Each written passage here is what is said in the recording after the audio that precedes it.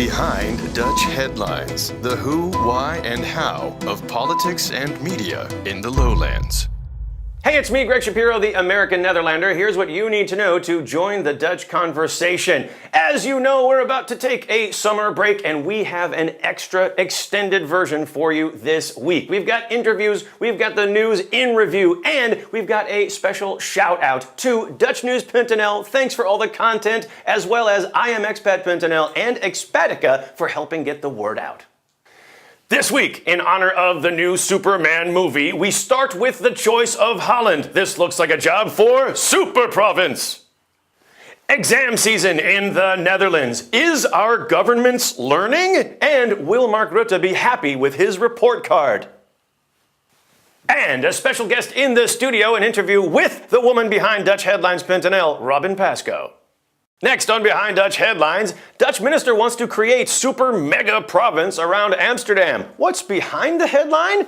The choice of Holland. One of the central pledges of this new Dutch cabinet is to reduce the number of historical Dutch provinces from 12 down to just 5. Who will stay? Who will go? Let's take a look at Noord-Holland, Utrecht, and Flevoland. Starting with Noord-Holland. What's so special about Noord-Holland? Well, you might know them from the capital city, Haarlem, lovely little Dutch town. Noord-Holland starts all the way up at Texel, which is a big island, and it's lovely. It has a lot of beautiful beaches and coast, and the coastline stretches all the way down to the dunes outside of Haarlem and one enormous dike in Noord-Holland, which protects all the polder. Of course, the landscape does get a bit higher and above sea level. There's the other end of Noord-Holland, Hilversum, where they make a lot of the TV for the whole country. And of course, there's Amsterdam. You may have heard of it.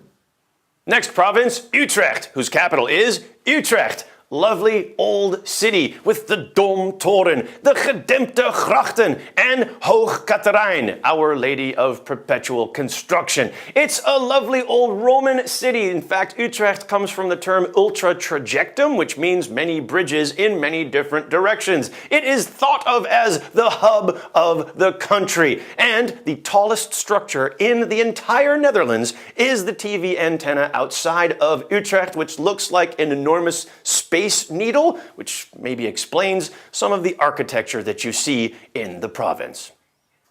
And don't forget Flevoland. Oh, people do forget Flevoland, and they shouldn't. Here's the map of the Netherlands in 1960. Here it is again in the 1980s. The rest of the world was like, "What? How did you do that? You made all an extra province. That's a miracle." And Dutch people are like, "Yeah, it's just Flevoland." Take some credit, people. Flevoland played hell with everybody's maps. Google Maps would be like, whoa, what was that? Apple Maps, they would still be catching up. It's a nice reminder to any Dutch people who say, full is full. You just point to Flevoland and say, hey, if you really run out of space, you're Dutch. You'll just make more space. Noord-Holland, Utrecht, Flevoland. Let's go to the jury. First up on the jury, the Minister of the Interior, Ronald Plasterk, who's like, yeah, I just thought maybe it's a suggestion we could merge these 3 provinces and call it Noordvleugel, Noordwing, or whatever you want. Next up on the jury, Donald Trump, who's like, Flevoland, I like the fact that you created something out of nothing. But Noord-Holland, you've got Hilversum, which is the home of the liberal left-wing media. You're fired.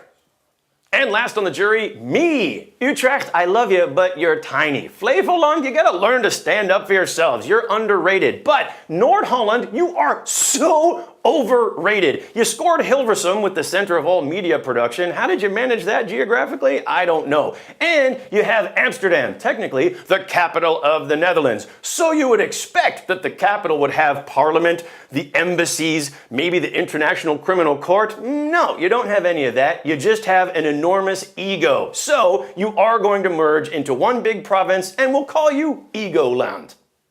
Controversial? Yes, that's on purpose. Internationals, we want to prompt you into offering your own opinions. We have an outsider perspective that we can offer to the Dutch government to help them redesign the map. If you have ideas on which provinces should merge, what names we should use for the new provinces, then please let us know. Thanks to IamExpat.nl and Expatica.nl for helping get the word out there. And if you leave your comments, the best one we will invite for a coffee at Village Bagels.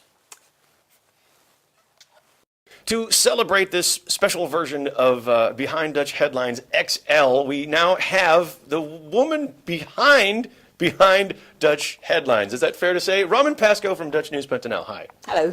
Dutchnews.nl, primary source of news for Behind Dutch Headlines. You came from Financiële Dagblad, the FD, who stopped doing their English news, and that's when you started Dutchnews.nl. That's right. 7 years ago in September. Brilliant.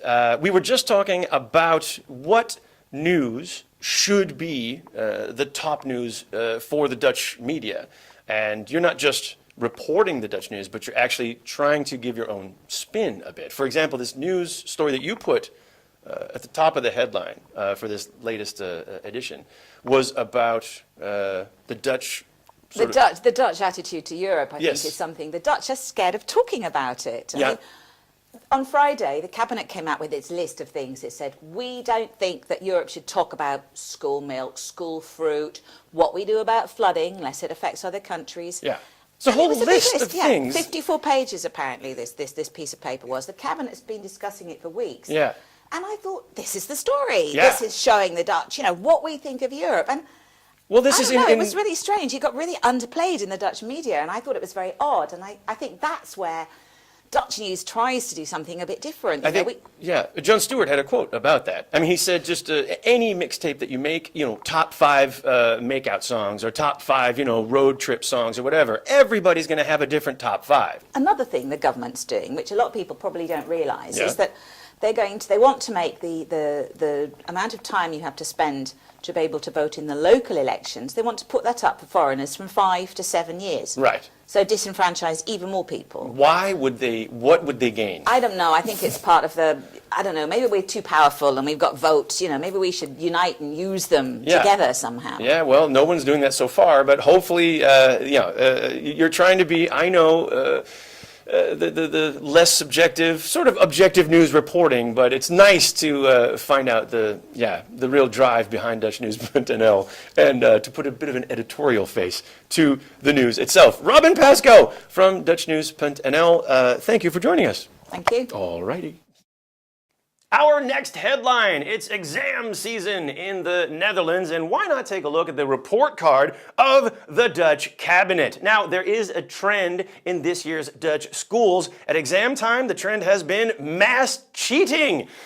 Let's hope that Rutte does not follow that trend, although he might want to. The Rutte cabinet's grades are so bad that we're all in danger of having to repeat a year. In fact, looking back at the headlines for the past 6 months, it feels like that's pretty much what we just did.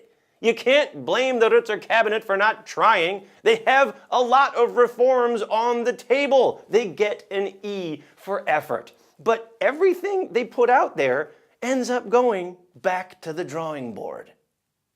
So, what classes did Mark Rutte sign up for so far? Let's take a look. It started with insurance reform. The Rutte cabinet kicked off last November saying, we're going to tackle insurance reform first. They must have looked at the Obama experience and thought, healthcare, that's easy, always goes quickly.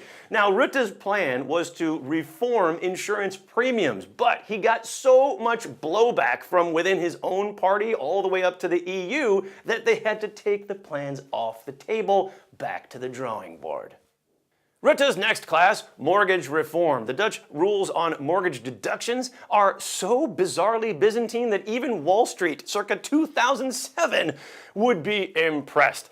I myself was talked into one of these 1990s rules hybrid mortgage plans whereby I'm paying but not really. The Dutch tax office has officially said instead of paying us, you could take that money and play the stock market, which always goes up. Clearly there's a need for reform here, but even by suggesting it, Rutte got so much blowback that he took the plan off the table, back to the drawing board. Rutte's next class, budget cuts. This was a real kick in the teeth. After 2 painful rounds of budget cuts in the previous years, it looks like Rutte has to make yet another round of painful budget cuts. For a while, it looked like we might not have to because of Mark Rutte's next class, labor reform. One of the VVD's biggest priorities for years now has been labor reform, making it easier for companies to hire and fire people. No more of this, you work for 3 years and then you have to get automatically laid off, or after 3 years, you can never be fired. It seems like kind of a good idea. So, what did Mark Rutte do for this incredibly important priority? He delegated it to the Labour Party, which was actually a good idea. Vice Prime Minister Lodewijk Asscher from the Labour Party put the polder model together again, and you know how that works. Government, big business, and labor unions got together, and the one demand, especially of the labor unions, was if only we can put off this next round of budget cuts for at least another year, then the polder model has a deal. Mark Rutte even said, okay, sure, all he had to do was to sell it to the EU. But Big Brother at the EU said, rules are rules. So technically, Mark Rutte gets a passing grade for labor reform. He did have a deal with the polder model. You can't blame Mark Rutte for this draconian EU 3% budget deficit policy, which adds up to, the EU budget commissioner acting like a really strict teacher, or more like a school bully who takes little guys like the Netherlands and says, "Why are you hitting yourself? Why are you hitting yourself?" So Mark Rutte has been having a tough time at school. It's not all his fault, obviously. I mean, he's working with the lower house of parliament, the Tweede Kamer, and everything they come up with gets shot down by the upper class. Maybe a shakeup is what's needed. I mean, look at 1 year ago. After the coalition fell apart, Mark Rutte was in charge of a caretaker cabinet, not making any big decisions, not making any big announcements or initiatives, just sort of biding time until we could have the next round of elections.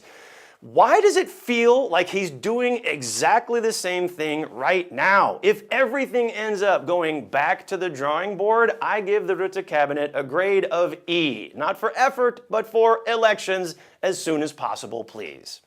That's it for this week. Listen to our podcast for the rest. For Behind Dutch Headlines, I'm Greg Shapiro. Thank you very much.